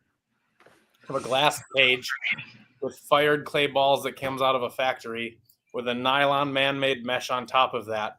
Then you have sphagnum moss from New Zealand, crushed up cocoa from Indonesia, plants from Florida, that never originated from anywhere near where these came from. And then you put isopods from Spain and then South American springtails in it. And then you just said it was an ecosystem. With tree branches that I baked in the oven and leaves that I boiled. Yep, that everything is sterilized completely. Now, I understand the idea behind it. And again, you could bring in mites or diseases but if we're really talking about the real risk, and when we're talking about some of the animals that me and Billy have had or have over the years, I'm risking 5-figure animals with dirt from outside. I wouldn't do that if there really was a risk. And realistically, what you're looking at with a risk is if it's a bioactive planted tank and you just picked up a bunch of leaves, chucked them in there, you could throw in an ant or two, which could bite your animal. More than likely you'll escape and find food around your house. You could put in a slug, which would eat your plants. There are things like that, but that's pretty much it. But you also need things like fungus and bacteria and things like that in the dirt. So yeah, go outside and just scoop a piece of dirt from under a rock. It can have worm goo on it, whatever. None of that is going to carry much. What you want to avoid is if you go out into the woods and there's a pile of coyote dung, don't scoop that up and then put it in your cage. Try and avoid big piles of excrement with worms. That's a good place. Don't use like water from a sewage pipe. But if you're using something from a natural area that doesn't get sprayed, that is especially in the northern United States where it freezes, there's very few things that are going to affect your animal that could be in any of that. More than likely, it's possible to affect your plants. So be careful what you put in. Like say at enclosure, you have like $100 philodendrons in. You may not want to throw a stick in it. With snails or slugs that are going to eat it. I think the worst thing would be centipedes that are just going to eat everything else, and then in a few months you're going to have a centipede. Right. Like that's really it. I mean, if you're in like South Florida, don't be careful with your leaf litter. I've found Vietnamese centipedes in leaf litter in Florida. They're not all native, everything down there. So, or if like you're in Texas, I got leaf litter from Ari. I paid his daughter to rake his yard and send me the box. And he's like, just as a heads up, we have scorpions, so be careful with that box of leaves. Oh, good note. Outstanding. I let it sit, dry it up in a box in a bag for like a year before I went through it. We do the same thing with the bag, the black bag. We just let it sit there and mature. On your point about the coyote, was it coyote dung that you were talking about? Yeah. For those that are keeping isopods, you don't want to go with the coyote dung. You want to go with bat cave, bats from a cave, the guano.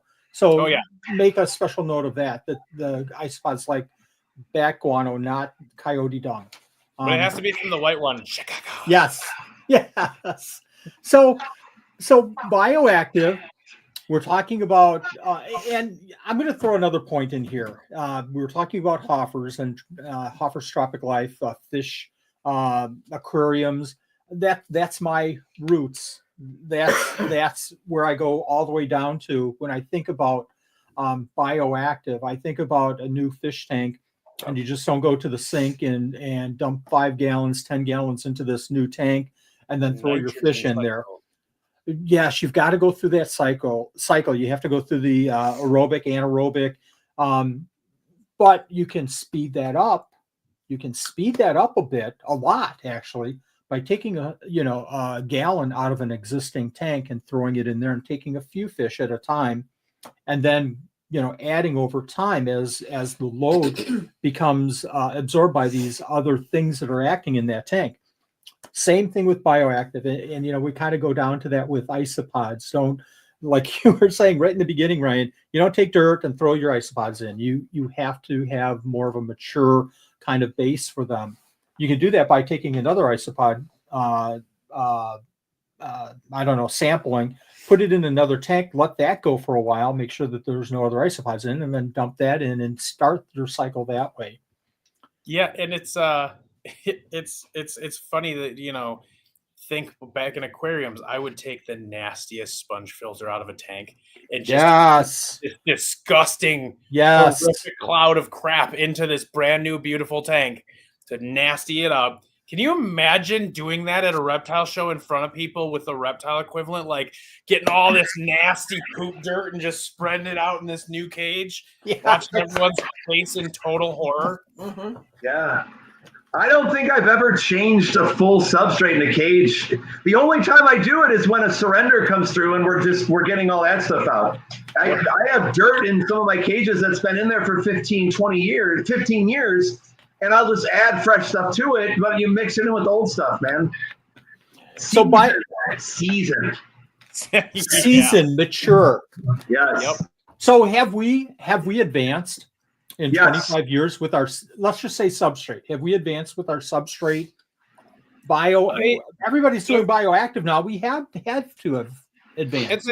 Yes and no. Like, We have. this is one thing. We can say, yes, we've advanced, but realistically, when Zilla started in 2008 or whatever, and we love Jungle Mix, it's the same formula it was in 2008. And most of the stuff that's out there is the same as it was when it came out. We're using a lot of the same stuff, but I do think the understanding and the bioactive push and the more mixed dirt and the more, okay, we talked about loose substrate and leopard geckos and sand. That was, you were a murderous, horrible person if you did that. But now we know, or I hope people know, and I try and promote that impaction is a secondary condition of another problem: hypocalcemia, dehydration, an internal parasite like pinworm from crickets might not be something gross from out in the wild, but insufficient supplementation. Exactly. So it can be things like that that causes an animal to get impacted by, most of the time, cricket exoskeletons, mealworm exoskeletons. But if it has a huge, significant need in some sort of vitamin or mineral, it may eat the dirt trying to get that. And now, because its guts are also inflamed and its intestines aren't moving its food through and its muscles are cramping from dehydration or hypocalcemia, that little bits of sand that, like a bearded dragon, if you've ever seen a bearded dragon poop, it can handle grains of sand, like by a lot. So, but if that's what's causing it to back up, then there's more to that. There's more of a problem. So now we kind of understand that, and we're moving more towards healthier animals. And I also think some of the swings in the cost of animals, like we joke about priceless a little bit. I got my satanic leaf tails for $30 in 2010. I know. $30 each. Like, I can get them for $700 a pair on a price list fresh out of the wild. $700 a pair. Do you want to share that price list? I'll let you know. I got a guy. No. I got a guy. No. Yeah. We'll chat. I'm bad news if you're looking for something. No. Then that says no. Like, I just saw a bunch more product Dow come into the country. Ryan, and about 20% of the cost I paid for them. Oh my gosh. We'll talk. we'll do dinner. Yeah. I'm trying to pick pieces here because we've talked about a lot of this stuff, but I do have a topic here. Oh, you're not going there. I'm going to go there. 25. So this is the good and the bad. So 25 years ago, we kept animals differently, and people have posted their comments and their concerns about cohabitation.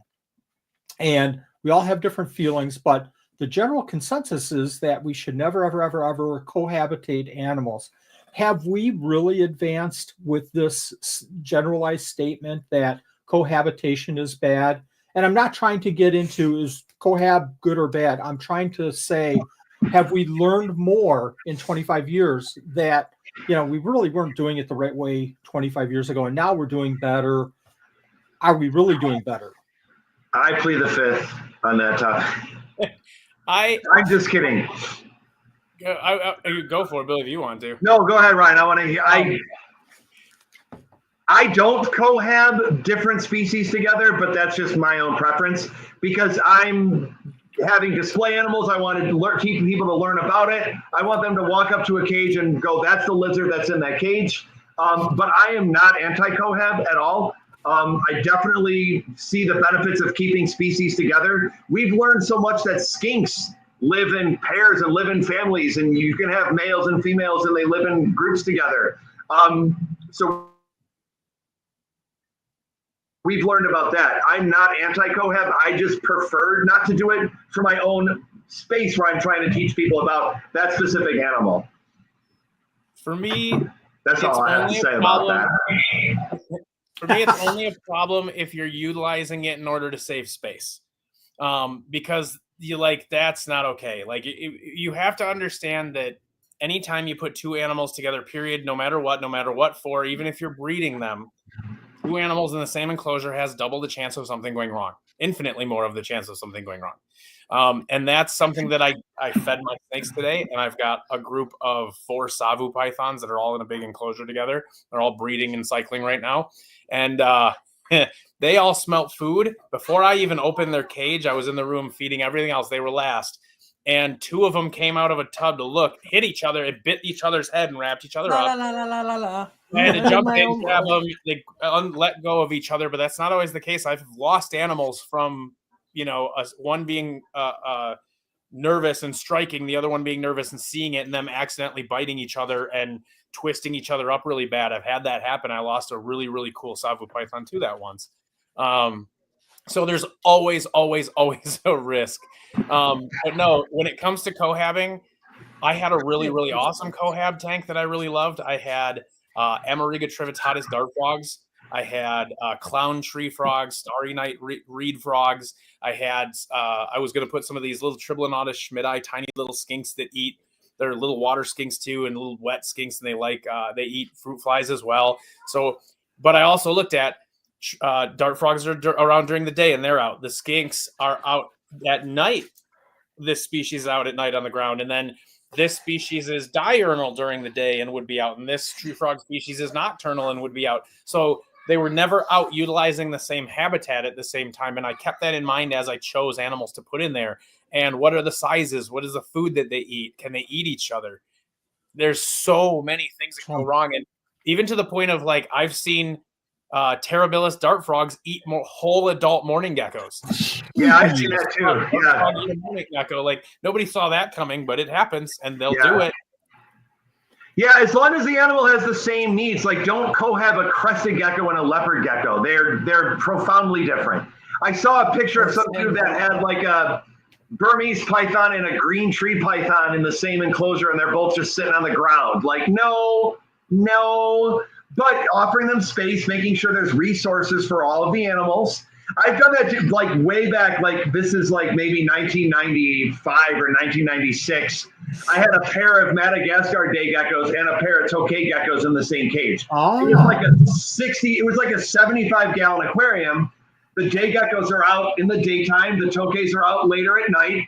They're not competing over resources. They're sharing basking spots, sort of. But again, I wouldn't do that now, but I did it in the late 90s, and I didn't have any problems with it. The only thing that happened was my day gecko dropped its tail, and then my tokay ate it, which when you're in high school, that's metal. Like, So I don't cohab now, but I'm not anti-cohab. I think if you know what you're doing, you can safely do it. Yeah, but there is always a risk. Even Carmichael at the zoo had the emerald tree boa above the bushmaster. The emerald tree boa never touched the ground in 20 years until one day it did, and the bushmaster ate it and then threw it up just to waste the entire experience. Oh no! But that was something that he had. Forgot about that. I've seen stuff like that where it's been totally, and that's why I say it will be fine until it's not. And you just have to be aware of what that risk is, and are you willing to risk it? If you're not willing to risk it, then don't do it. Because when you put it together, you're saying, I'm willing to risk that this might go wrong. And you can do the best you can to avoid that, but you can't make it guaranteed. I think it's Chris and Casey Leone, Garden State Tortoise, which shout out, like they're one of my favorite YouTube channels right now. They're amazing. But they have a gigantic enclosure with like yellow spotted turtles and then like a corn snake, where they're found together in the wild. They live in the same niche, and one's not messing with the other. That's awesome. Do that. That's very cool. They're not eating the same foods. They have the same humidity. They have the same temperature requirements. They live together in the wild. It's a fantastic enclosure. They're doing it the right way. Gopher snakes and indigo tortoises and eastern diamondbacks. They all share dens together. Gopher tortoises and indigo snakes. You said indigo tortoises. Oh, sorry, indigo snakes and gopher tortoises. Yeah, and the eastern diamondback rattlesnakes and corn snakes. They'll all end up in the same hole together. And they utilize the tortoise burrows. Carmichael used to have, I think, black rat snakes and the rattlesnakes. Yeah. Who did? Carmichael? Well, Madison Zoo. I think. I've seen enclosures with like diamondback rattlesnakes and black rat snakes together. They're not messing with each other. Yep. But again, it goes back to what Ryan said. It's going to be fine until something's not fine. I'm going to throw another factor in here. I do what I don't say. So at a reptile show, can I keep the male with the female crested gecko? And I hate to keep going crested geckos, but general topic. Can I keep a male with a female? No, you really probably shouldn't, because you might lose some tails. And Do I keep my males with females? Absolutely. Why do I do it? Because it's easier and it saves time. Is that the right reason? Probably not, but it's a reason that we do it. But I'm going to throw in there, we do it differently because I'm watching those animals every single day. I having a little bit of experience with this, I think the one thing that I've learned is what to watch for. If I see an animal off by itself, if I see an animal losing some weight, I know there's something going on. So I do it a little bit differently because I know what to look for and I know the signs and I'll immediately separate them out. Isn't the problem with Cresties just that the males will just like bang the females till the end? Like, isn't that what the problem is? Like, they just won't stop doing it. So a lot of animals, I feel there's a lot of animals that will do like that. Females just need a break from that and like just leave me alone for like a couple days. Yeah. I think I think there's a big point here that I've been talking about in the last couple of years a lot more, especially as we talk about husbandry and like what's acceptable. We have to break out who we're talking about because this is a very big difference. Yeah. There is an entry-level hobbyist pet keeper. There's a pet keeper that maybe has up to 5 different animals that they love individually. Maybe they breed, maybe they hatch a couple leopard gecko eggs for fun.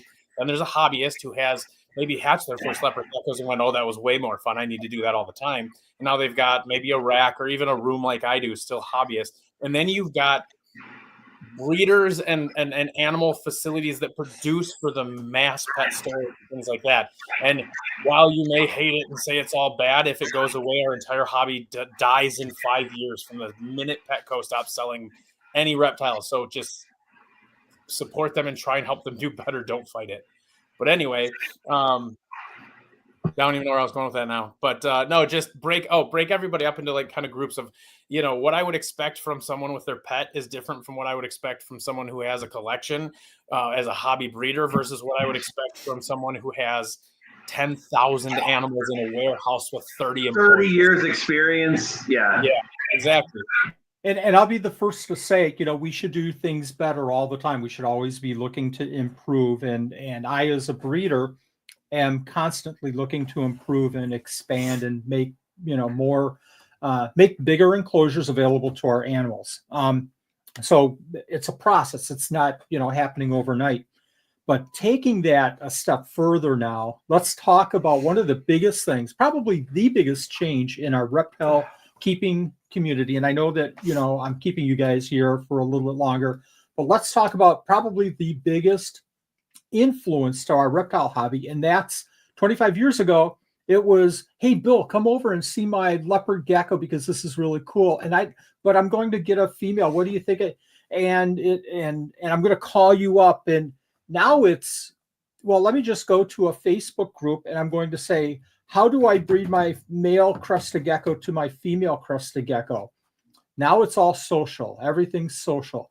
Now, from a business standpoint, that means that Wally Kern or any person doing business, VivTech, Ryan, you and Erica need to wear about 25 different hats because social media. But let's talk about it, and we're going to keep this positive.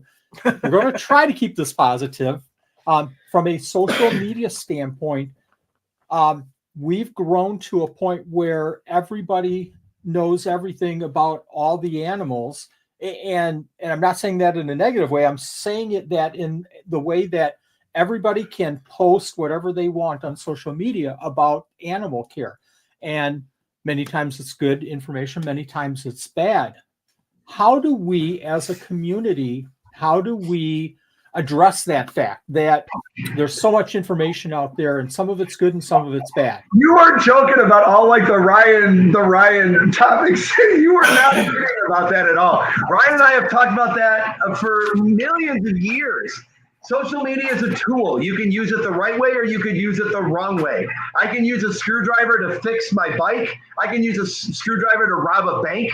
It's a tool and it can be used properly or improperly. That said, social media should not be your only source of information. It could be a valuable source, but it should not be your only source. And I would also argue that it's not about Facebook, but it's about who I'm communicating on Facebook. Messaging Wally Kern about gecko care is a very wise choice. messaging Joe Hupp about gecko care is a very, very wise choice. That's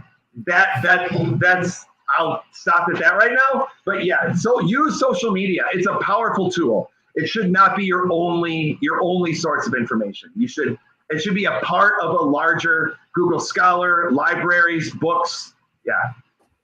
Yeah, I've said this a lot. When it comes to websites or social media, you don't have to have a brain to put an opinion out there. You just have to have fingertips and a computer.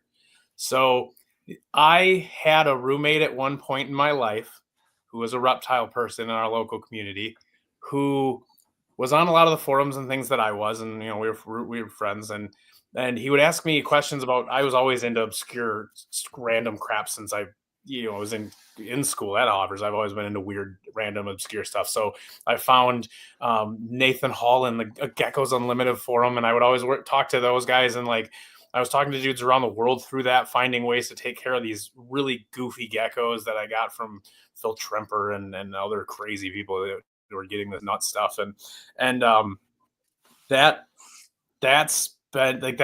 awesome. That's such an amazing tool to be able to use and get out there. But no, you gotta know who you're talking to. What are you going after? What kind of information are you going after? What do they actually know? But anyway, so I was tangent. That roommate I lived with would come up and ask me questions about these really rare geckos and things. And I'm happy to answer anything anybody has. So I just always, this is it. Later, I realized as I was on, I think Facebook at the time, that he was in a group, a bunch of groups. And we all were, Billy and me were all in groups, like answering questions. And he was one of those people answering those questions. And the questions he was asking me about my experiences with these animals were because that's the questions he was answering himself, but he'd never kept them or even seen them. So, and it's not a bad thing. I'm happy he was transferring out that information. Right. He was trying to answer a question. But if you took that as he was the authority of information on that, and then he decided to add more to it without that background, you could be getting really dangerous information, whether it's on accident or not. And that's something to be aware of. Like, has that person really kept things? Like, I get asked about animals because I've kept a lot of crazy stuff and bred a lot of crazy stuff. I get asked about a lot of crazy stuff all the time, and my biggest pet peeve and the instant way for me to lose respect for you is to not be able to say, I don't know, let me find out. And that's an okay thing. That shows me that you actually care about what I'm asking you and my intent with that. If you only care about being the smartest person in the room, you'll answer it without knowledge. And that's dangerous. Don't do that. It's okay to not know. I don't know all the damn time. Like, people Google images of lizards and go, how do you take care of this? Yeah. I haven't seen one in captivity. Like, I have no clue.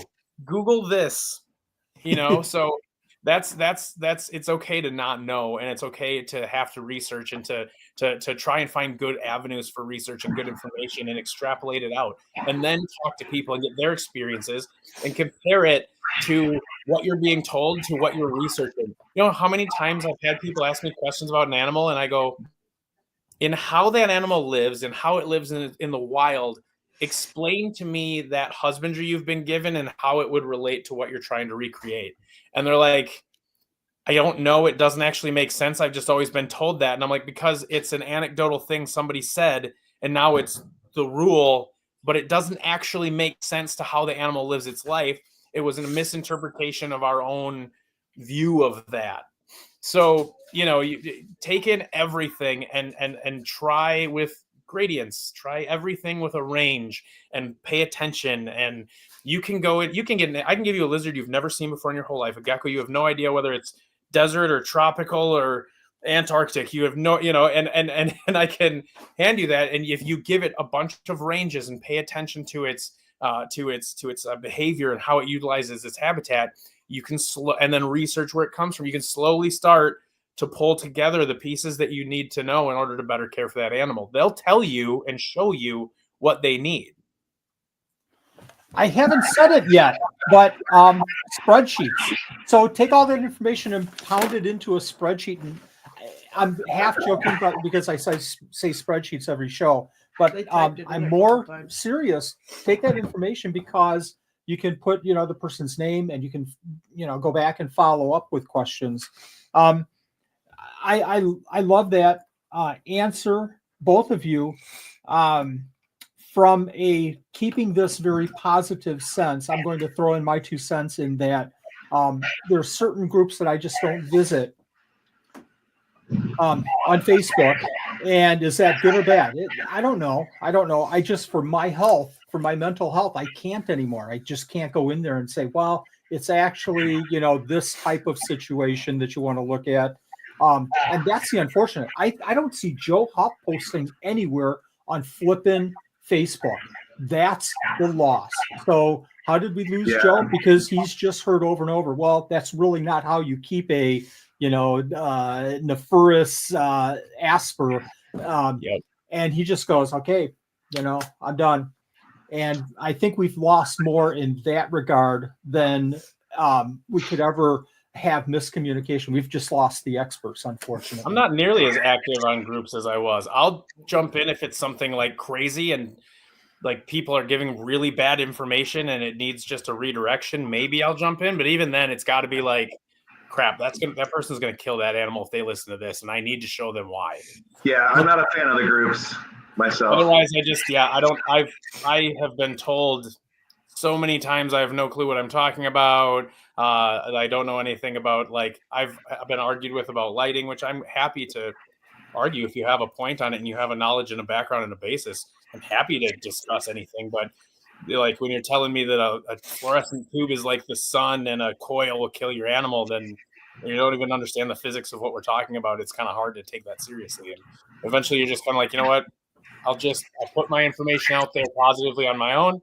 And if you catch it and you read it and it improves your keeping or your life or your animal's husbandry in some way, that's awesome. But that's all I'm doing. I'm just putting positive, good information out there and trying to let people absorb it. I just don't feel the need to correct anyone anymore.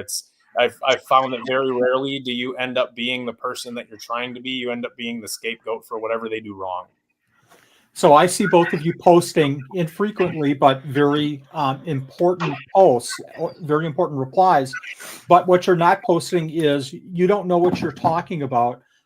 You're not making it personal. You're making it factual based, and you're making it about the animals. So if I could give our viewers one tip is when you see posts that you don't completely agree with, and somebody's blatantly wrong, and this is my 2 cents. If somebody's blatantly wrong, go to them in a PM and say, did you really mean 105 degrees for a hot spot? Do you think that maybe it's 85? And can you provide some sources so that we can talk on the same level? I've always been a big fan of post publicly praise and take to PM's negative or criticism or questions about the care of animals. But with your bill, Ryan, with your facts, you can take that to a Facebook group and you can say, here's the facts. Here's the undisputed factual information, and that's greatly appreciated. And there's just a way to communicate to people too. Like I work with children as a full-time job. And if I have a child that's doing something they shouldn't be doing, by yelling at them and chastising them for doing what they're not supposed to be doing, they're not learning what they're supposed to do. And so the simple redirection example would be a kid running in the halls at school. The teacher needs to say, hey, walk, don't run. Tell the kid what they're supposed to do. They're learning what they're supposed to do, and they're not being belittled for what they did wrong. Taking that same mentality, let's just share on what's supposed to be done and not belittle and berate people for what they're doing wrong. Easier said than done. But that's what it should be. I'm going to correct, and this is what we should be doing, and not making fun of or chastising what's wrong. And I wish more people could do that. It's just human interaction. That's how we are too. You have to have some empathy and understanding the other people too. Is you don't know what's happening. You don't know what they learned or didn't learn. Maybe they went to a store and they thought they were getting amazing advice and they weren't giving good advice. Then they go to share their amazing new pet on a group and you come in going, you idiot, you're going to kill it. You don't know what you're doing. That person's not going to take that information and go, oh my God, I don't know what I'm doing. I'm totally stupid. Thank you. They're going to get defensive. If you come over and you're like, that's an amazing leopard gecko, and that's a really cool setup. I think I see what you're trying to go for. Maybe try this. I've kept these for a long time, and I found this. Or here's a link to this. Here's somewhere I would look. Here's the iNaturalist link to where one lives in the wild, sitting on a rock, so you can kind of understand where they come from. You could do, you throw some stuff like that to them, and then they get inspired by that of, oh, that's super cool. I didn't know that. I could make this look like that. And then you end up a month later with them posting some amazing cage. That happened to me actually recently. I have someone that works for me, one of my high school son's friend. She comes over and does reptile stuff here, and they got a leopard gecko at school, and it came in with an awful setup, and she took what she learned and she rebuilt this whole thing, and like she did it through like communicating to the teacher. She didn't come in going, you don't know what you're doing, this is totally abusive. It was carpet and awful, and it was a horrible cage. And she went in and she totally set it up, and she talked to the class about why she did what she did and what she was trying to accomplish. And like that was a huge, huge, huge, awesome way to educate a whole room of people without making them feel like they're animal abusers. Yes. Yeah. I'm in rescue, and with rescue, you get animals that aren't healthy, and you get people who my mindset is that no one is doing things maliciously or intentionally. No one is purposely trying to harm their animal. And what with Badgerland and with Friends of Scales, whatever condition these animals came in, I have to have the approach that, ignorance rather than intent. People didn't know what they were doing. They got in over their heads. And I have to approach that, because if I'm chastising someone who wants to surrender, they're not going to surrender. And then the animal is going to lose out in the end. So I have to have the mentality, and I have to have the attitude. And most of the time it's the case. No one's purposely trying to kill their animal and starve it. It's, and so that kind of helps in the approach as well. Yeah, we when we were doing it here, when Erica was running it, she had a policy of like, she never even asked anything about, she asked if any health condition, if it's, veterinary background, anything like that, but she never asked what happened, and like, it was just we're taking it in, we're going to give her this amazing home, we're going to help it out. We know you didn't have what you needed. Like, we have that conversation with them, and very rarely would you, I mean, honestly, maybe on one hand, would you get anybody that was like a crappy or ridiculous about it. Most people, what's kind of funny actually, is the hardest people to deal with aren't relinquishers, it's adopters. Well, that's what I found. Relinquishers, relinquishers would be happy to donate, to help out. They're trying to find their pet a better home. They're trying to do something for their animal. Then you'd have adopters who are like, you're just trying to kill this animal and make money off me. You should just give it away. It's like, that was all the time. And I'm like, that's not, it was a very different understanding of like, you're helping. And when you if you were to go at those people with that mentality, if they did it on purpose, you would never see how those people truly feel. I actually took it a box turtle today. This woman, her mom died. It was a house pet of her mom's for 35 years. It's in incredible shape. Like, I've gotten some in that were like 40 years old, fed mac and cheese their whole life, and it was like, how are you alive? Yeah. It's got a little bit of curl on the edge of the shelf from humidity, being in a house, being a little drier, but other than that, he looks great. And he was some lady's house pet. He found a corner in the back room that he just went and hibernated for 3 months and came back out, and it's just fantastic. I mean, that's super cool. And that woman was bringing mac and cheese. I can't. No, there was an animal surrendered to FOS that was fed mac and cheese. Like, was it a box turtle? Yeah, no, that was not a joke. That was a serious animal that came to Friends of Scales. Mac and cheese was its fed mac and cheese diet for its life. I can't understand that. I can understand corn snakes eating canned corn, but I can't understand tortoises eating mac and cheese. That's incredible. We've been really fortunate with Badgerland and having amazing adopters. So we've been very lucky with very amazing adopters, which is we generally did as well. But like, I found that more of the abrasion would come from some of that versus, like I said, when you get those people who are relinquishing it, they're just happy to have found someone to help them help their pet. Right. We have so many great stories and comments in the chat. I have 4 or 5 starred questions, but I really quick want to add a couple of comments that we got from our post on Facebook. If I can do this, kind of backing up exactly what we've been saying here. This is from Gary. And when we talk about social media, the outreach that happens with social media is a huge thing. The bad is everybody is an expert and can publish bad videos or advice. Exactly true. Let me go ahead and show this here real quick. Bear with me.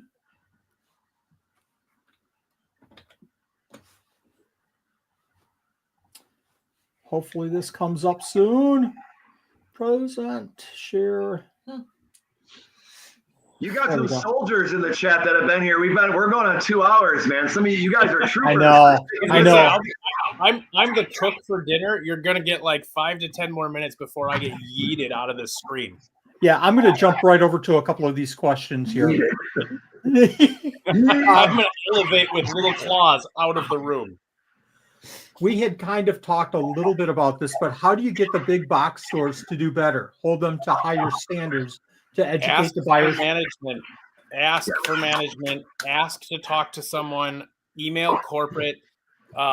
Being that I worked with Zilla and I've worked with major pet stores around the country, I've been to all their corporate headquarters. I've talked to the people that work there. Petco gets crashed a lot. Their corporate headquarters, there are people walking cats. There's an animal on every desk.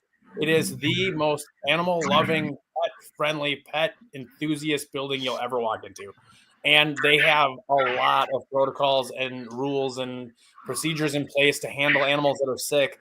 What it comes down to is that manager in that store manager, do they understand reptiles well enough to know if their reptile person is doing well? Do they know that? And they may rely on their reptile person, who may be someone who is following someone on social media that's not giving them the best information, but they feel educated. This isn't this like systemic abuse of animals. It's individuals put in positions that don't have the knowledge, but as a corporation and as a company, as a store, they care about animals and they care about pets and they care about pet parents. And the best way to work with them is not to go around and bash them and try and call them out and freak out, but they should be held accountable if they're doing something egregious and abusive. Rarely is it that. It's usually like dart frogs that shouldn't be set up like they are, things like that. But educate them, give them a chance to like try and change it, and then talk to management about it. Send an email to corporate about it. Follow up if you want to. Be the actual vector of change, not just somebody who has a picket sign and is screaming. Yes. I think the worst thing that you can do is be negative. Your animals are dying and you're doing a terrible job and you need to change. My thought, and we've seen this many times, and the other bad thing that you can do is adopt the animals. I'm highly against adapting. I was going to say that. You're not rescuing an animal from Petco. You're buying an animal from Petco. Unless they gave it to you for free, they're going to go, oh, look, this one is selling. Let's go get some more. Like, it's sad to say, but the reality is if you're purchasing with money an animal from a pet shop, you're buying it from a pet shop, you're not rescuing it. That animal is going to benefit from you taking it, but it's creating a larger problem. And it's that problem. No, you're perfect. That problem is being ignored by the pet industry, that pet store, because ultimately, the money's in their pocket. Yeah. So the best thing to do in a situation like that is obviously not adopt the animal, but understand, take pictures if you can, and go to the, like you said, Ryan, corporate, go as high as you can and present it not from your animals need to do better, but take it from a sales standpoint. If I'm in corporate, the most important thing to me, animal care is going to be here, but probably the dollar is going to be there. So go to them and say, how you really can impact your bottom line is to have healthier animals that people will pay more for, or that you won't have losses for, that are completely income draining kind of situations, and kind of work through that. I'm here. I can help you. Do you have a half hour of time to spare? Right. Exactly. And the main theme for everything we've talked about tonight is just approaching things positively. I know a thing or two about being positive. Ryan knows a thing or two about being positive.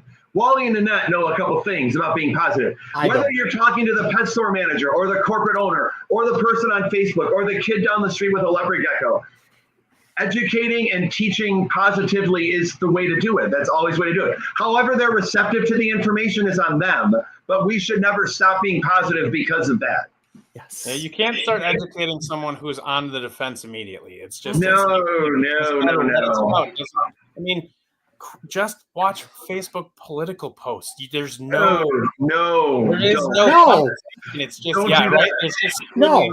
But that's the thing. Like Yeah. I think honestly, it's a place where the world, if we actually really talked about what was actually important to what we're passionate about, most of us are actually a lot closer to the same page than we think. Yeah. Completely agree. Completely I agree. And on the point of being positive, I'd like to land the plane on that note, but I do have one question that I have to bring up here. Ryan, when are you going to produce a light for us that follows the sun's position in the sky as time changes? I will get right on that as soon as you guys send me a couple $1 million investors for VivTech. We're right there with you. Let us know who to write. Let us know who to write the check to, and we'll be right on Wally's that. got that Gecko money. Wally's got that. Right on that. Wally's like Walter White from Breaking Bad. There's a spot by the washing machine that's got all that Gecko money up there. There you go. Nobody wants to see The Wally Crestings are White just the downstairs laundromat of in the the. Gecko room with my little overalls with nothing on underneath it. Tidy whiteys and goggles. Tiny whiteys and goggles with Pangea all over your body. Nobody. Right up, dried Rapashi on your beard.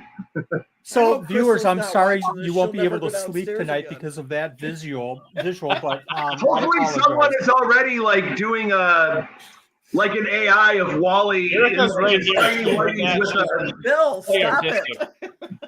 Send me the pictures I want to share on the income source. I want to be on TikTok with that one. There you go. You guys have been great. You're now. This was awesome tonight.